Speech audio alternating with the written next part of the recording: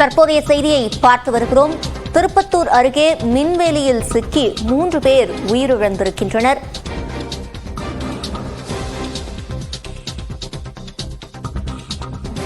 கூடுதல் விவரங்களை செய்தியாளர் வெங்கடேசனிடம் கேட்கலாம். வெங்கடேசன், என்ன நடந்தது? சிவரஞ்சனி, திருப்பத்தூர் மாவட்டம் திருப்பத்தூர் அடுத்த பெருமாப்பட்டு பகுதியில் காளியம்மன் கோயில் வட்டம் அருகே முருகன் என்பவருடைய நிலத்தில் சட்டவிரோதமாக மின்வேலி அமைக்கப்பட்டுள்ளது. அந்த மின்வேலியில் சிக்கி 3 பேர் சம்பவ இடத்திலே உயிரிழந்திருக்கிறார்கள். மூக்கனூர் பகுதியை சேர்ந்த சிங்காரம், அவருடைய மகன் லோகேஷ் 14 வயது சிறுவன் மற்றும் பெருமாப்பட்டு பகுதியை சேர்ந்த கரிபிரான் இவர்கள் வனவிலங்குகளை வேட்டையாட அருகில் இருக்கக்கூடிய ஏலகிரி மலை பகுதிக்கு நேற்று இரவு சென்றிருக்கிறார்கள். மீண்டும் வீடு திரும்பிய போது அங்கு வைக்கப்பட்டிருந்த சட்டவிரோதமான மின்வேலியில் சிக்கி 3 பேருமே சம்பவ இடத்திலேயே உயிரிழந்திருக்கிறார்கள்.